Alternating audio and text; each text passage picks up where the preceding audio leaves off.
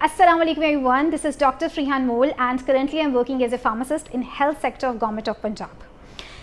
जैसा कि हम सब जानते हैं कि बच्चों के जिस्म का जलना जो है it's not so common emergency होनी चाहिए, बट अनफॉर्चुनेटली हमारे यहाँ हॉस्पिटल्स में आए दिन बच्चों के बर्न केसेस जो हैं वो रिपोर्ट होते हैं।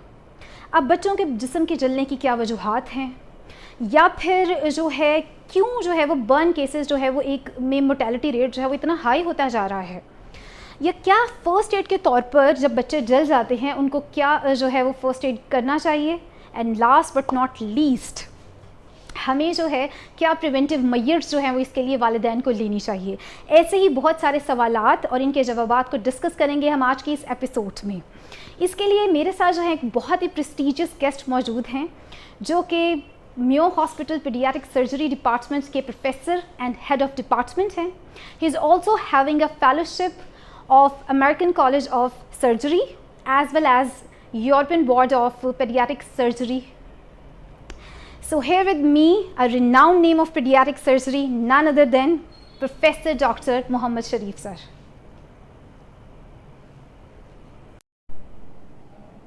अस्सलाम वालेकुम सर. वालेकुम अस्सलाम. सर क्या हाल है आपके? ठीक. अच्छा सर, जैसे कि मैंने अभी वीडियो के शुरू में ही बताया कि जो बर्न इमरजेंसी है वो एक कॉमन जो है वो इमरजेंसी नहीं है, तो सर फिर ऐसी क्या आम वजूहात हैं जिसकी वजह से जो है वो बच्चों जो हैं वो जल जाते हैं, ये बर्न इमरजेंसी जो है वो बच्चों में होती है? बच्चों में एक्चुअली जो जलने की वजूहत हैं उसमें सबसे जो टॉप पे हमने देखा है वो माचिस है. तो माचिस जो है वो मेन कल्प्रेट है बच्चों में जलने की. उसके अलावा गर्म पानी, गर्म दूध,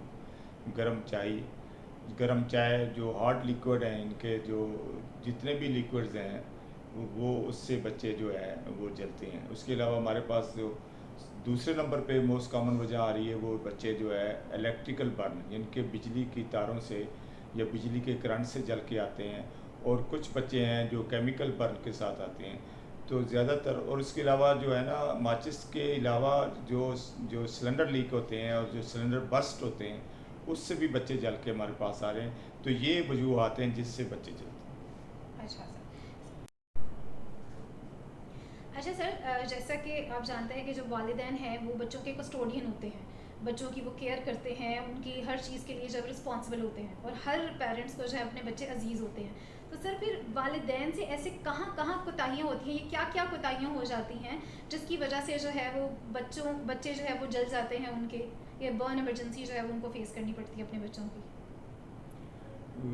जहाँ तक वालिदैन से कोताहियों का ताल्लुक़ है, एक्चुअली जो मेन कोताही जो बच्चे के जलने की जो कोताही है वो तो वालिदैन पे ही आती है. बच्चे तो बच्चे होते हैं, तो मेन जिम्मेदारी तो वालिदैन पे ही आती है. तो वालिदैन का काम है कि बच्चों को जिनसे बच्चे के जलने का इस्तेमाल है उन चीज़ों से बचा कर रखें. सबसे जो बड़ी कोताही आ रही है, हमने देखा है कि बच्चे जो हैं वो जलते हैं किचन के अंदर. तो लिहाजा वालिदैन को चाहिए कि बच्चों को किचन से दूर रखें, किचन में आने ही ना दें. और एक और कोताही है जो माचिस है, बच्चों के लिए माचिस हमेशा हमने खुली छोड़ी हुई है. हर एक ने माचिस चूल्हे के साथ रखी हुई है और बच्चों की पहुंच में है, और वालिदैन घर में नहीं होते या कहीं गए होते हैं. तो बच्चे जो हैं, बच्चे तो आपको पता है इंजीनियर माइंड के होते हैं, उनका जस्तजू होती है कि कोई ना कोई चीज़ एक्सप्लोर की जाए. तो वो माचिस उठाते हैं और वो कोई ना कोई उसको चूल्हा जलाने की कोशिश करते हैं, चाय बनाने की कोशिश करते हैं, पानी गर्म करने, तो उसकी वजह से बच्चे जो हैं जल जाते हैं. तो ये वजूहत हैं और ये कोताहियाँ हैं. और स्पेशली जो है हम कहते हैं कि बच्चों में आपको किचन के अलावा जो है गर्म चाय पेश करते वक्त, बनाते वक्त, पीते वक्त एहतियात करें. बच्चों को कोई पता नहीं आपका बच्चा बीच में आया और वो चाय उसके ऊपर गिर जाए, और उस तरह गर्म दूध है उसको भी गिरने से बचे. तो ये गर्म दूध, गर्म चाय, गर्म पानी और माचिस और किचन, ये वो फैक्टर्स हैं जिनकी गफलत की वजह से या जिनके आप उनको समझे कि उनकी आप अनप्रोटेक्टेड रखने की वजह से बच्चे चलते. जी सर, बहुत अच्छा ब्रीफ किया आपने. अच्छा सर, मैं पूछना चाहूँगी कि जब बच्चे जल जाते हैं, खुदा ना खास्ता किसी भी वजह की वजह से बच्चे जब जल जाते हैं, तो पेरेंट्स को ऐसा फर्स्ट एड के तौर पर क्या जो है वो क्या क्या चीज़ें करनी चाहिए, वो बताइए प्लीज़। फर्स्ट एड में क्या करना ये चाहिए? आपने बहुत इम्पोर्टेंट क्वेश्चन किया है कि हमारे यहाँ हमने देखा है कि लोगों को फर्स्ट एड का पता ही नहीं है। जी बिल्कुल। और जितनी हाँ। फर्स्ट एड हो रही हैं मेजॉरिटी तकरीबन आप कह रहे हैं मोर देन 90% गलत हो रही हैं। तो जो फर्स्ट एड का सही तरीका ये है कि बच्चा जब जल जाए तो फौरी तौर पे आप उसके जो जला हुआ हिस्सा है उसको 20 मिनट तक 20 मिनट तक नॉर्मल पानी में या कूल वाटर में आप उसको पानी से वॉश करते रहें। आइस नहीं लगानी, बहुत ठंडा पानी इस्तेमाल नहीं करना, और साथ ही उसको जो जलने वाली जो जहाँ से वो जल रहा है वहाँ से रिमूव करें और उसके जो फ़ौरन कलादेज हैं वो रिमूव कर दें, कपड़े उतारें, उसकी अगर कोई टाइट चीज़ें हैं जिस तरह रिंग्स वगैरह हैं वो रिमूव करें और बच्चे को आप फौरी तौर पे पानी में वॉश करें 20 मिनट तक। और वॉश करने के बाद नीट एंड क्लीन कपड़े में लपेट कर जल्दी से जल्दी जो नज़दीकी हॉस्पिटल है या जो भी नज़दीकी आपके पास फर्स्ट एड सेंटर है वहाँ पे ले जाएं और डॉक्टर के मशवरे से फर्दर इलाज कराएं। लेकिन होता ऐसे नहीं, होता ये है बिल्कुल सर। कि लोग जो है हाँ जी। बच्चे के ऊपर टूथपेस्ट लगाते बिल्कुल हैं, सर। नील लगा देते हैं। तो हमने देखा है दाल का पेस्ट लगाया हुआ जैसे है, रोटियां भी रोटियों जला का के पेस्ट लगाते हैं। जी जली हुई सर। रोटियाँ लगाई हाँ हुई जी। हैं। इस तरह जब बिजली से जला है तो उसको किसी एल्युमिनियम के वर्क में लपेटा हुआ है, उससे हमें जो है बच्चे की जो है जो जला हुआ एरिया है उसमें अगर आप पानी से उसको वॉश ना करें तो जो बच्चा जो ऊपर से जला हुआ है तो वो फर्दर जो है वो डीप बर्न हो जाता है और उस बच्चे को जो कि सुपरफिशियल बर्न है जो कि आम तौर पे एक हफ्ते में ठीक हो जाता है, वो डीप बर्न में गहरे ज़ख्म में तब्दील हो जाता है और उसके लिए हमें फिर जल्द लगानी पड़ती है और उसका इलाज बहुत लंबा हो जाता है। अच्छा सर, ये भी देखा गया है कि जो बर्न केसेस होते हैं तो उनमें जो मोर्टेलिटी रेट है जिसको हम शरह मवात कहते हैं तो वो भी जो है वो काफ़ी ज़्यादा देखा गया है। तो सर इसकी क्या वजह है? इसकी वजह जो बर्न केसेस में लोग समझते हैं कि बच्चा जला है तो इसकी जिल्द जली है, वो उसकी जिल्द नहीं जलती बल्कि उसके नतीजे में जलने के रिस्पांस में जो जिस्म में तब्दीलियाँ आती हैं तो काफ़ी सारे जिस्म के जो सिस्टम्स हैं वो इफ़ेक्ट हो जाते हैं। खाली जिल्द नहीं इफ़ेक्ट होती बल्कि उसकी इम्यूनिटी पावर सप्रेस हो जाती है, उसके जहाँ से हमारे जो ब्लड सेल बनते हैं बोन मैरो उसकी सप्रेशन हो जाती है, उससे जो हार्ट है उसके ऊपर इफ़ेक्ट होता है, इवन रीनल फंक्शन जो है गुर्दे के उसके ऊपर असरात होते हैं, उसका फंक्शन डिक्रीज़ हो जाता है। तो लिहाजा और उसके अलावा उसमें बच्चे में इन्फेक्शन होने का बहुत ज़्यादा ख़तरा होता है। तो इसलिए जो मोर्टेलिटी है वो एक तो इन सिस्टम की वजह से ज़्यादा होती है, दूसरा ये है कि जो बच्चे का जला हुआ एरिया है वो बड़ा इम्पॉर्टेंट है कि कितने परसेंट जला है। ओके। हम मैयर कर लेते हैं कि ये बच्चा जो है कितने परसेंट जला है और जितना बच्चा ज़्यादा जला होगा आमतौर पे मोर देन 50% वाले बच्चे पाकिस्तान में उनको बचाना मुश्किल हो जाता है। बाहर की दुनिया में तो 90% वाले भी बचाए जा सकते हैं लेकिन पाकिस्तान में इतनी फैसिलिटीज़ नहीं है अनफॉर्चुनेटली हमारे पास। और सबसे ये बच्चे तो बचाए जा सकते हैं, इनकी मोर्टेलिटी कम की जा सकती है। ये तो ऑलरेडी जब बच्चे की स्किन जलती है तो उसके ऊपर जो जरासीम नॉर्मली मौजूद होते हैं स्टेरलाइज्ड हो जाती है, वो जरासीम मर जाते हैं। बिल्कुल बिल्कुल तो सर। बच्चा ऑलरेडी नीट, अगर उसको आप इन्फेक्शन से बचाना है तो उसको neat and clean proper first aid दे के लाएँ और वो ऐसे एरिया में उसको इन्वायरमेंट दिया जाए इन्फेक्शन फ्री कि उसको इन्फेक्शन से आप बचा दें।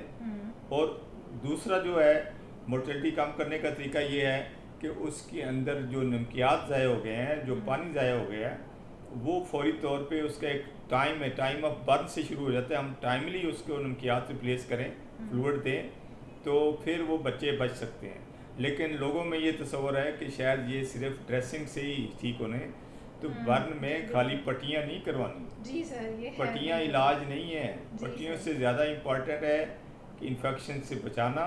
हाँ। और बर्न के बच्चों में फ्लूइड दिलवाना, आईवी हम ड्रिप के ज़रिए बहुत सारा फ्लूइड बनता है जो आम बच्चे की निस्बत ज़्यादा देना पड़ता है। तो उसकी वजह से हमारे बच्चे जो हैं उनकी मोर्टेलिटी भी ज़्यादा हो रही है, उनमें बाद में कॉम्प्लिकेशन भी ज़्यादा हो रही हैं और लोगों को पता नहीं। बिल्कुल सर, ये बिल्कुल आपने सही कहा, ये सारी चीज़ें हमारी हो रही हैं जिसकी वजह से मोर्टेलिटी रेट जो है वो हाई जा रहा है।